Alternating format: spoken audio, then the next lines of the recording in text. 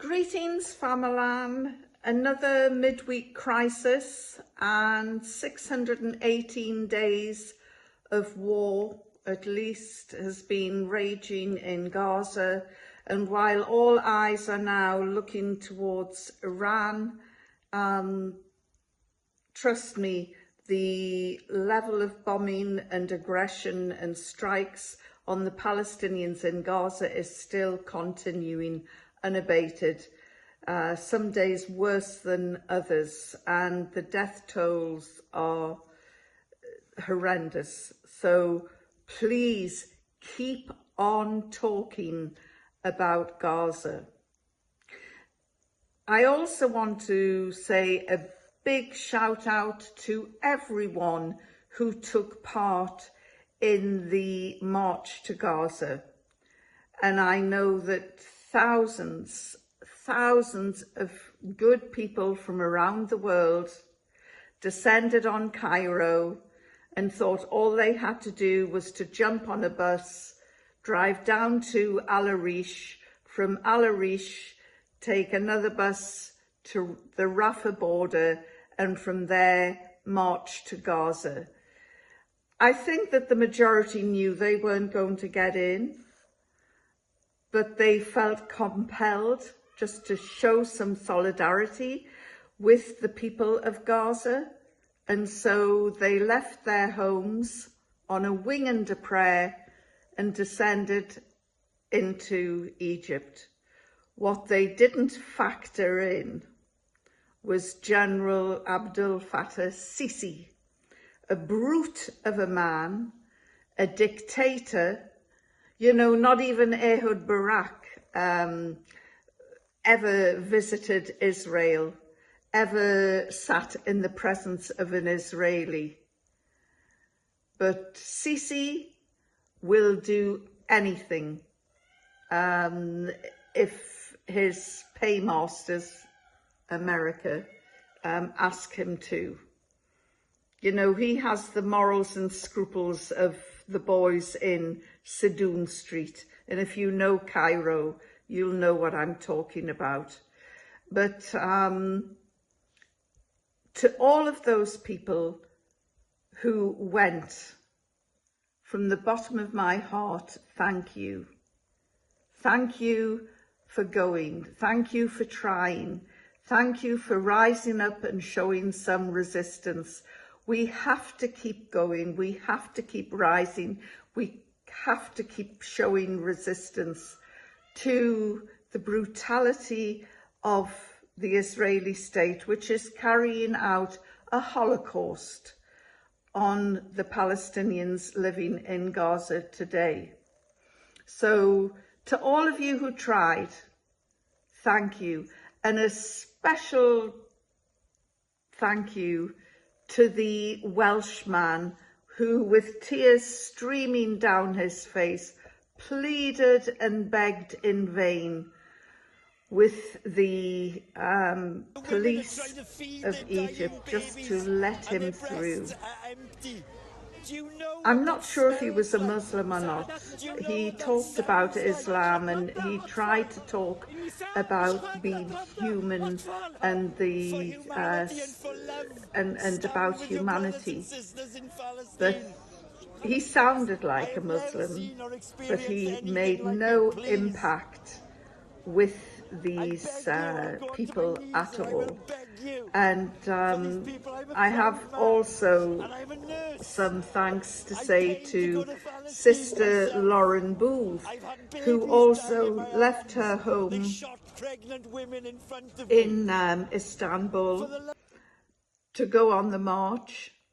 And I'm not sure how far she got, but she was stopped and challenged en route by the authorities. And she said, you know, that she looked them in the eye, and she does have quite a piercing gaze. You know, when you get the look from Lauren, you know you're in trouble. And she said that they just put their heads down. So even the most hardened Egyptian policeman was ashamed. And it's sad that they have to live their lives like that. But as long as you live under oppression, under the jackboot of Sisi, you will always have to lower your gaze and do as you're told, because that is what oppression does. It makes you weak. And this is not what is happening in Gaza. The Palestinians are standing up straight, they're standing up strong. Apart from one group, and this is somebody called Yasser Abu Shahab, and he's a drug dealer, a gangster type who is now on the payroll of Netanyahu, and he's driving around in a UAE registered vehicle, so he's getting money from the Gulf as well.